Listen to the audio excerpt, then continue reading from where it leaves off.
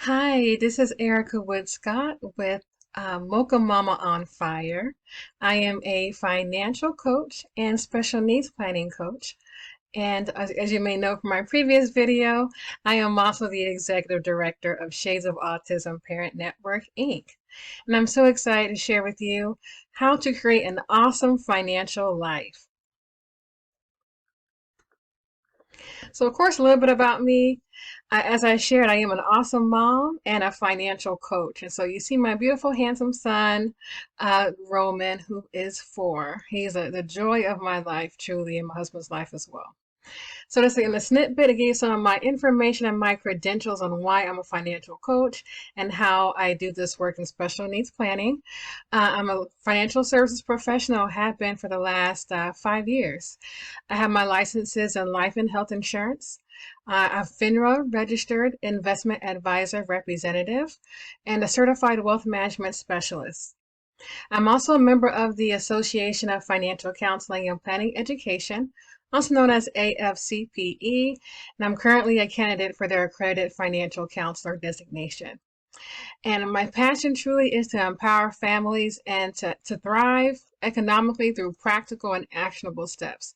Because how many times have we heard, budgeting is key, or we hear about these different topics on finances, but yeah, it just doesn't seem like it's broken down enough where it's easy steps to start for a true beginner. So my goal is to be able to do that for you and put it in truly actionable steps and it's practical to start. So here we go, let's get into it. This little snippet into what I do when we have our coaching sessions one-on-one. So as shared, budgeting is life. Life is budgeting. I think as soon as we all accept and come to that conclusion that budgeting is life, the better we will be. Because honestly, everything we do is a budget of our time. How much time, how often do we always say time is money? And what we want to be able to do eventually is to trade our, right now when we work, you don't want to say it, when we work, we trade our time for money, right? So the goal is to save and to invest so that we can do the reverse. We can trade our time, change our money for time. So now that we have the reserves, the money saved and invested, and the money is growing on its own, we can now can take our time back from working for other people and begin to do our other passions and joys, or live life however you desire to do. But in order to do that first, you have to budget. And I believe in creating your budget, you need to have a pay yourself first on that line. It's really one of those critical mindset shifts you have to have. It's not pay all your bills and then whatever you have left over, then you can save that to the side. No, we have to consciously make the effort and change our mindset to pay ourselves first. And truly, this is a biblical principle. It's a universal principle that's been taught throughout the generations to put like at least a tenth aside for yourself. Now, of course, as if you're a Christian or a believer in the Word of God in the sense of Bible, you would believe in tithing 10% back to the Lord, right?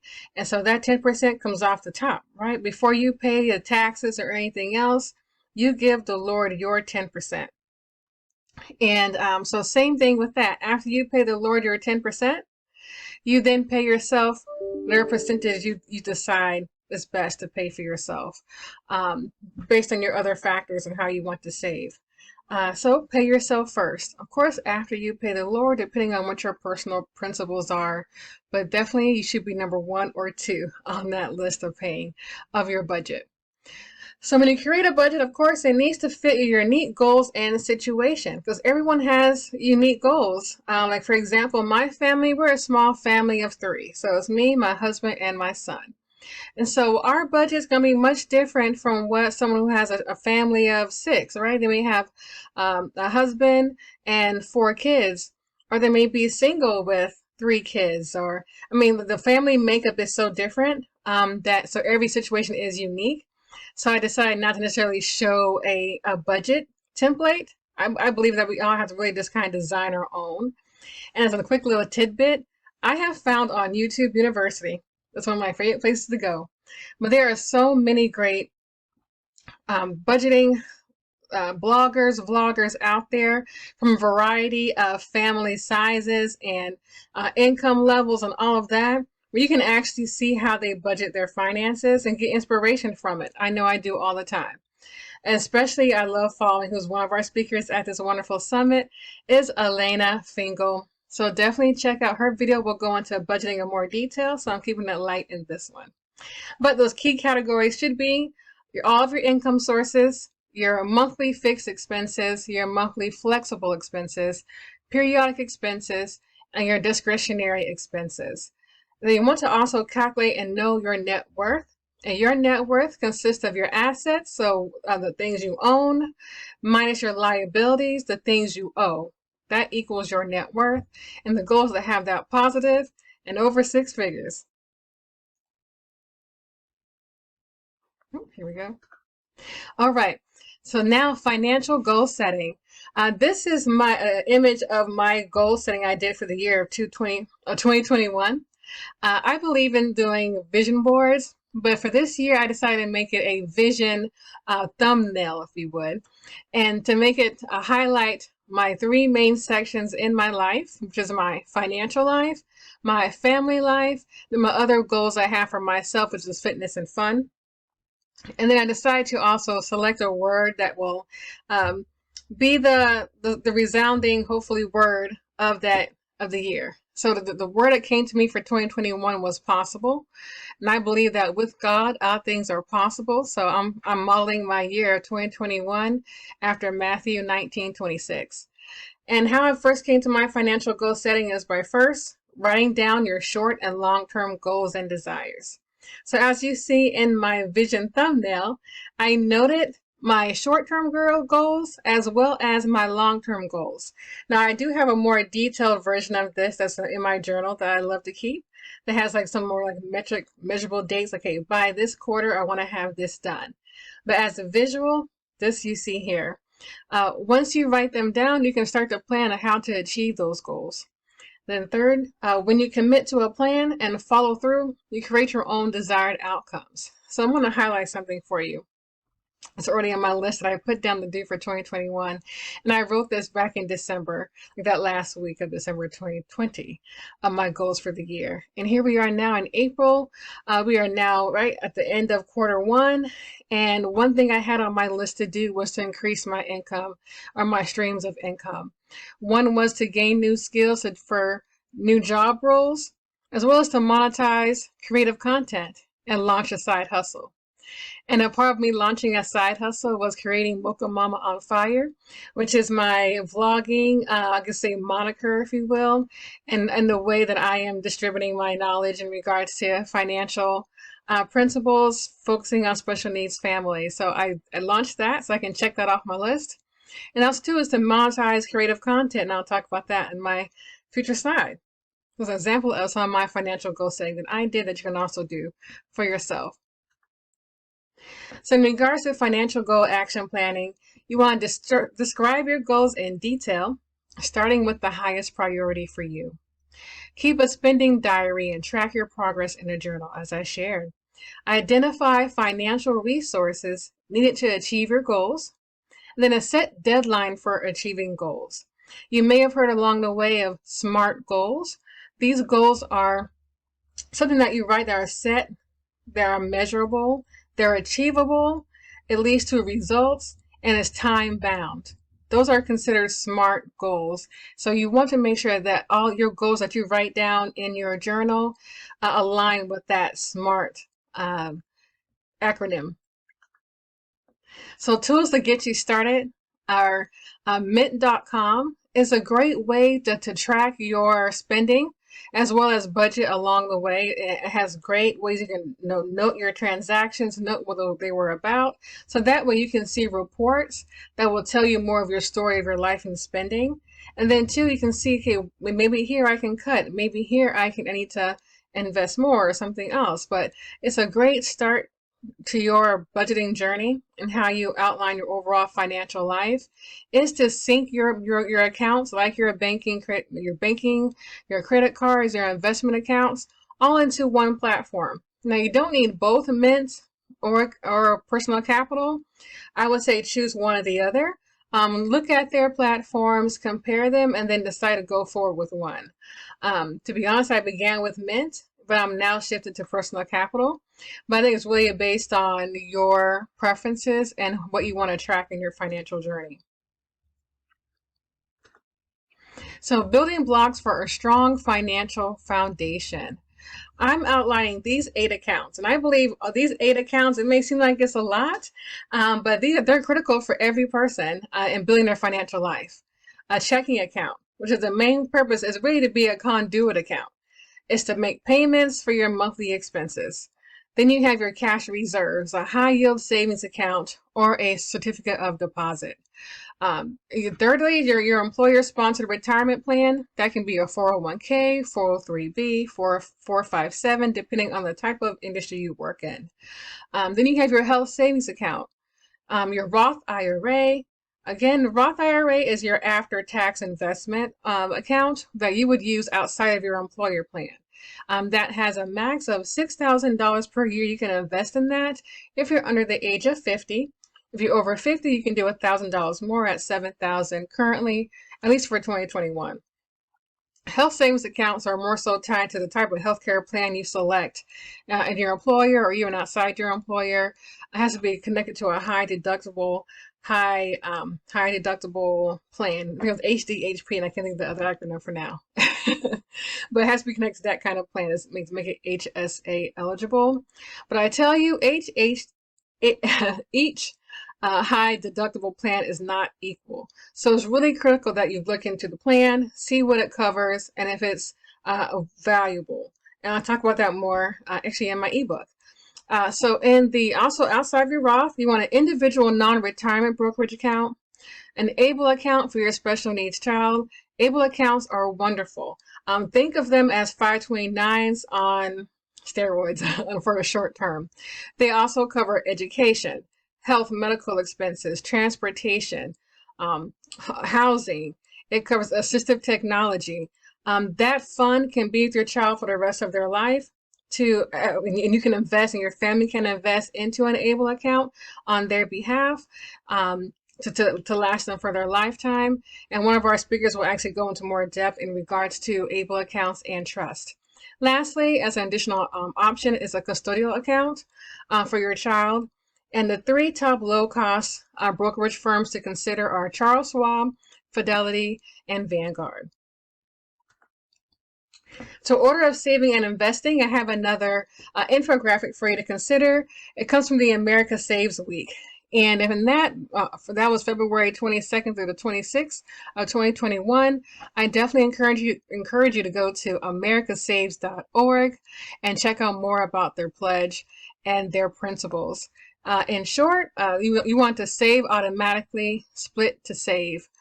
You want to save for the unexpected, save to retire. Paying down debt is saving. Then, of course, save as a family. So protect the throne. Life insurance is so important for our families. And having an outside of your employer plan is key. As you know, especially with COVID that recently happened, jobs are not secure as they used to be. And many times that's a benefit for employees to have life insurance and disability insurance. But what happens when you are unemployed? What happens if you decide to move on and do something else outside of your career and a new job doesn't cover it as the other? I encourage many families to get life insurance and disability insurance outside of your employer. And there are several affordable plans that encompass both of those components in one actual policy. And I'm going to show you an example of that shortly, what it looks like for a family of 3. So this family of 3 is actually me. So it's an awesome dad, an awesome mama, and an awesome kid. And I have a 30-year term policy with a disability income rider for my husband. There's noted is the benefits of those plans, and the same for the one that I have as well, the 15-year term policy and the cost. And then for my son, I have a children's whole life insurance policy. And the key benefit for getting a children's whole life policy is that the premium price is locked for the life of the child. So from 1 to 100 years old, it's going to be that annual premium price, and it builds cash value that can be withdrawn over time. And particularly for special needs families and children. All right, so as shared, I was talking about the children's whole life insurance policy and the additional benefits it offers families. So going back to how it's locked in, the price is locked in for the life of the child. But there are several other life insurance strategies that whole life insurance can be used that can benefit your special needs child as they age and get older, especially when it comes to protecting their assets, because likely, if, depending on their level of disability, they likely could be eligible for Medicaid as an adult. And as you may be aware, Medicaid does have a means test associated with it. So your child cannot have, or the individual cannot have more than $2,000 of cash, liquid cash assets to also receive Medicaid. And that's the beautiful thing in regards to the ABLE account. The ABLE account allows families to contribute on the behalf of their child up to 500,000 total max account value. Not value, because that value can grow over time through compound interest, but at least contributions. So no more than $500,000 worth of contributions can be made into an ABLE account. The limit is $15,000 per year per child. And that's from all sources. So that can be from the parents, from grandparents, aunts, uncles, cousins, friends. Whoever wants to donate in support of that child to their ABLE account can, to the max of $15,000 a year. For again, lifetime max of contributions of $500,000. So the ABLE account is something that is not tax against you, I guess you can say, for that person who is disabled, and their means testing for to receive benefits and Medicaid. Now, the ABLE account up to over $100,000. Now, that money can be used to spend down in order to receive Medicaid. We can still have 100,000, less than 2,000 in cash, and still receive Medicaid. And me sharing all that with you is more so just to give you the idea of the nuances when it comes to how to navigate your finances to best maximize what your child may experience and what you can prepare them for in regards to preparing the costs for their life.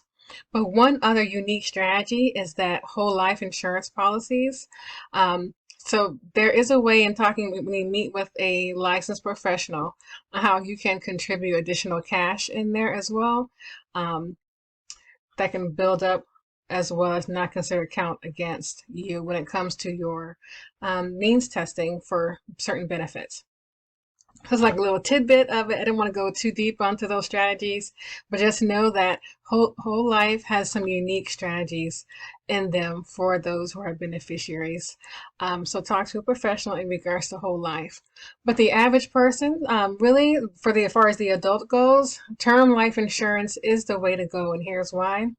Because the idea and the anticipation is that over that 30-year term or 15-year term, however long you decide to get a term insurance, while you're paying less for that insurance coverage in case you were to die in between then and that term end.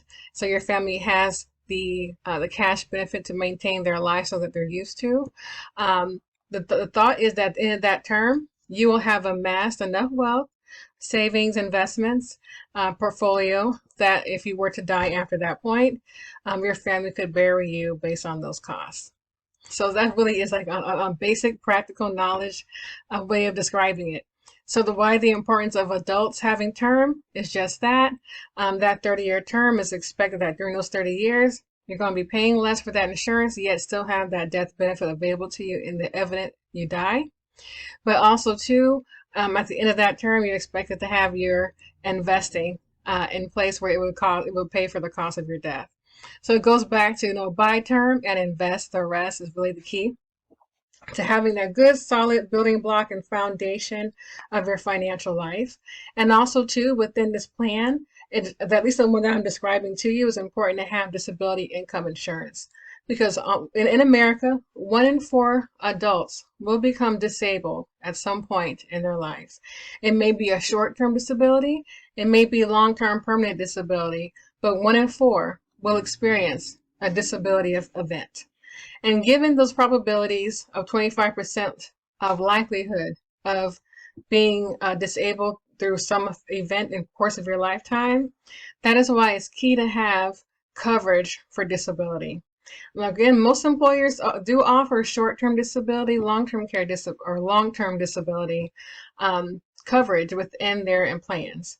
But as I mentioned earlier, jobs are not secure as they once were. So it's really important to have your own policy outside of work.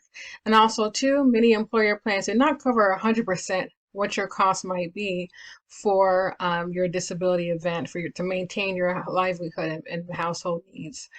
So, for example, my current employer, they would pay 66% of my salary in the event of I am disabled, which leaves 44% lacking in my household in that regard to my usual monthly salary. So that's where the importance and the kind of like the gap coverage of a disability would be incorporated into having that in your own personal owned plan. And also, it's key to know your employer plan is owned by your employer. It's not owned by you. Yes, you and your family are beneficiaries of that plan, but you're not the owner. So that is why when you leave, that plan doesn't necessarily carry on with you. It stays with that employer or is terminated in the event of your leaving. So that's some of the key reasons why I'm just encouraging you when you think about your overall awesome financial life, you want to protect the throne. You want to protect it by having insurance. And just to kind of go back to my slide on protecting the throne, let me try to move this video. All right. Going back into seeing why it's so key to have insurance in your life. So just want you to take a look at that, read that again for disability insurance, and see why all these facets are important to have as a part of your building blocks for your financial life. All right. And lastly, now get out there and start planning. Kickstart your plan, get a coach, and get in the game. That's what I'm here to be, is your financial coach and support you along the way in developing your unique, awesome financial life. And so you can check out more information at my website at Mocha Mama on Fire to look into getting coaching sessions with me, discussing directly what kind of insurance plan might be good for you. We can discuss that as well, if you are a Florida resident, of course. And then get the ebook. So my ebook is now out. It's, again, How to Create an Awesome Financial Life, Practical Money Tips for Special Needs Families.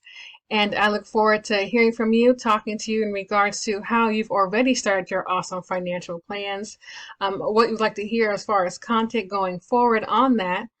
And anything else you may have for me, let me know in the comments. And I will be listening to the chat along the way and talking to you throughout the conference. So I look forward to it and thank you for your support. God bless. Bye.